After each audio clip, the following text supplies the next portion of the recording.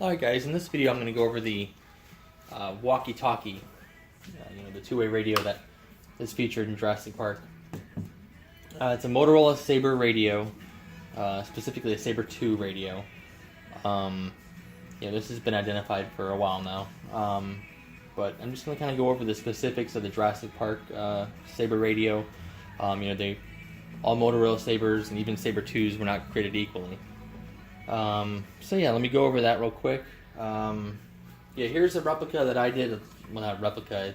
It's as close as I could get it a while back. This is it. This was originally black. I'd painted it this cream, off-white color. I forget that exact color paint that I used. I'll post that in the description. I forget which one it was, but I'll actually post that. They're Motorola Saber radios. They're actually not real radios in the movie. They're like prop replicas, which if you look on the screen, when Hammond is telling Ellie to turn the power on and stuff, the screen is actually quite different than the real radio. It's very generic and it has big text or something. It's just like a little fake backlit screen. You can tell. They also put a fake, exaggerated LED at the top that's just always on. On these radios, the little transmit light doesn't come on until you key the mic or key the push to talk button. So they just put a simple switch with a light and a little fake screen. And you can tell this too you can tell it's a copy too. So this is one of the screen used radios. I believe this is Planet Hollywood, one of the Planet Hollywoods. And you can see there's also an extra little screw there. Probably to remove the top or something, because there's actually no the real internals in there, so that's probably how they held it together. But yeah, that's it. You can see that the switch is exaggerated there at the top. That's it. So let's see. I think I have some other pictures too of it. Where's it at? Here's another radio at another Planet Hollywood, which is kind of funny because they put a picture from the Lost World of Eddie holding the GPS thing, and they put prop walkie-talkie, even though that wasn't even a walkie-talkie in the Lost World. And definitely was not from Jurassic Park in '93. That was from the Lost World. Kind of interesting there. But so there's another prop one, which kind of makes sense. They were expensive radios back in the day. These came out sometime in the late '80s. So you can imagine by 1992, they were still kind of expensive. I'm sure. Not to mention, I imagine having a real transmitting radio might interfere with stuff on the set, mics and other wireless stuff. So it makes sense to have a prop one. So I made this years ago, probably around 2008 or so, when I had I made my Jeep on one of the radios. So this is the one that I built. Doing more research and just joining some forums and stuff. This is an updated version of the Saber 2. So get one over here. Yeah, this one right here. This one. So you can see this is the same model, and then this is an older version, and you can see the buttons here have a different recess. These are individually recessed, and this is one big recess. So this must have been an early model, because 90%, not even 90%, if I say 99% of these that you find on eBay are going to be the newer version. So these are getting harder to find. The actual correct recessed version. So definitely grab these up while you can. These radios are getting more and more rare. I remember maybe about 5, 6, 7 years ago they were just everywhere. Dozens and dozens of them. Selling in huge lots. These are older analog radios. I know a lot of police departments and stuff are switching over to digital radios, and that's happened heavily over the last 5 years. So these won't be around too much longer. I know these are popular with hobbyists because of how versatile they are. They're relatively easy to program. They're inexpensive. They're easy to reconfigure and change. But yeah, I mean, there's just not as many on eBay for sure, especially the older ones with the correct style. I think I got a total of 4 of them, I think, of the correct style. Another thing you also have to be aware of, which I don't have one here right now, is they have an encrypted version. It's called SecureNet. They have an encrypted radio that the actual radio part, like these separate. So this is the radio, this is the battery. The encrypted version is maybe about a half an inch longer. Just make sure I'm in the camera there. The encrypted version is maybe a half an inch longer when there's a little encryption module in there. That is not accurate to Jurassic Park. They were the standard short Sabers with also the short battery. So here's see this one has one of the old not older but longer running batteries. Let's see if I can get a part number off of one of these for you. I thought one of these had a sticker on it. Oh yeah, here it is. So I don't know if you can read that. Let's see if we can get it to focus. So that's gonna be the part number for the correct amp hour battery. What else is different here? Okay, so in the movie they were portrayed as VHF radios, or not VHF, sorry, UHF radios, which you can tell by the antenna size. I think the antennas are identified by dots too. Oh, this is an aftermarket one. If you get a genuine Motorola antenna, they have like color markings in the bottom that tell you what frequencies the antennas are. For the most part, the UHF ones are either going to be these little, the UHF ones are either going to be these little stubby ones, which are accurate to the movie, or in some UHF frequencies, it's this long, skinny one. These over here are the VHF version. This isn't a video to go into Motorola Sabers and everything to know about the Motorola Saber. Because I mean, there's plenty of forums. There's RadioReference.com. There's a batlabs.com. Bat meaning like the Motorola Batwing thing there.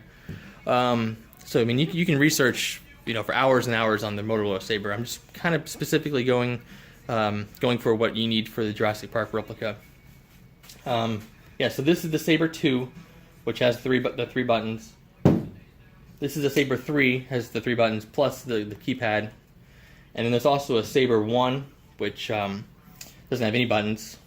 I don't believe it even has a screen. It's just a very plain radio. And there's some other versions too. There's like a rugged version and stuff. But what you want is the Saber 2.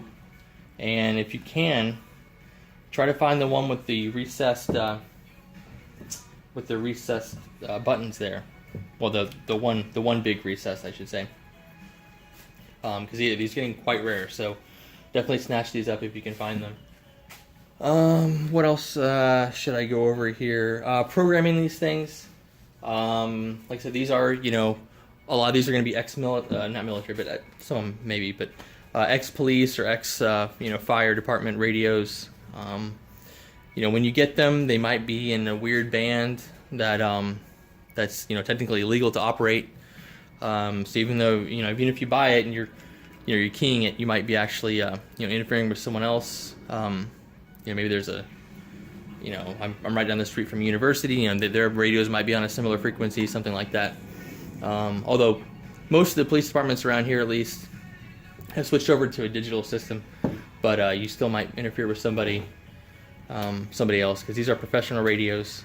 My plan actually is to get, which I have. I think some of these are. I have to recheck them, but I want to get some in the GMRS band or the Family Radio Service band. That's a public use band. These little blister pack radios. They are they're in that band, and that's open to use. You're supposed to get a GMRS license if you're broadcasting over a watt, I think, or 2 watts or something like that. You can look up the specifics. But you can limit these to different wattages in the software. You can put it in high or low power mode, so you could still be legal. Or you can just get the license. I'm sure it's not that expensive, but yeah. So that's the radio. That's the UHF version. Trying to think what else I should go over here. Oh yeah, programming these. So if you want to program them yourself, like I said, I'm just gonna go over this briefly, but you need one of these radio interface boxes. It basically connects on the back, and then you plug this into a computer. The thing is, you need a very, very old computer, like from the late 80s, early 90s, like a 386 to program them, or you will actually permanently destroy the radio. Newer computers, the comm speed doesn't sync up or something like that, and you can actually ruin your radio. So do some more research on how to program these, because it's kind of a thing.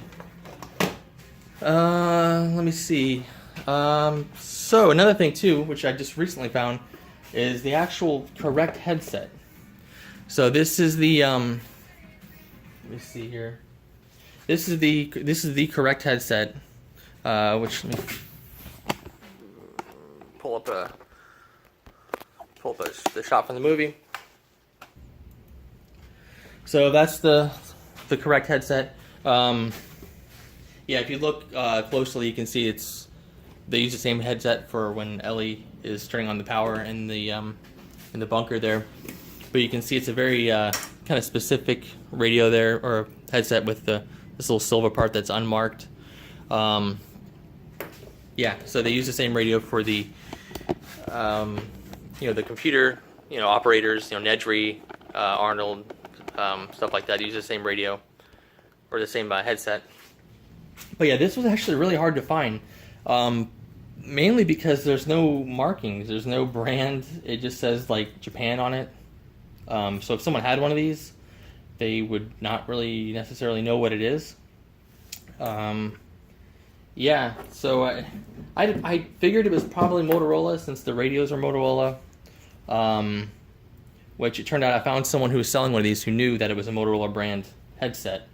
And yeah, it's an old style, and this is very hard to find. This is the only one I've ever found. Yeah, like I said, partly just because there's no markings on it. You'd think it would say Motorola there, or something on it, or part number. Yeah, there's nothing. So, and as I suspected, this is not actually for a Motorola Sabre radio. There's no way to plug this in. I'm gonna have to build a little converter thing to make it work. I can connect it here. They have little adapters. They call this like a high rose adapter, which screws on the back, and there's a high rose brand plug. So I'm gonna have to make a little converter box with a little push to talk. Yeah, it won't be voice activated like the movie, but I'll have a little push to talk button somewhere on the wire there. But yeah, I mean, obviously for the movie, it didn't have to work, right? It just had to look good. So yeah, this was really difficult to find. Yeah, just because there's no branding on it, it's really quite odd. Yeah, I'm gonna do some more stuff with the with Ellie's the stuff that Ellie wears when she's turning on the power, like the flashlight. I'll do a video about that, how I did that. This is the closest holster I could find. I know, watching the movie, you can see it has studs in the bottom. I don't think this is 100% correct, but it's definitely very close. You can see the radio drops in, and then you got the strap. I'm trying to find the other parts too. Like I know she has a battery belt type of thing that I'm assuming the light is plugged into. It's probably like some kind of a studio camera or lighting battery belt. I haven't been able to find the exact one. Yeah, maybe if anyone has any leads on that or on the exact holster, let me know. But again, these things like these holsters too, this is unbranded as well. This is a Motorola brand one, but you wouldn't be able to tell. There's no markings on it. So some of this stuff is very hard to find, mainly because people selling it don't know exactly what it is either. So that's kind of interesting there. What else? Oh, so as far as these were also in Jurassic World. when they are in the the old garage behind the visitor center, and the Jeeps are there, and the night vision goggles and stuff.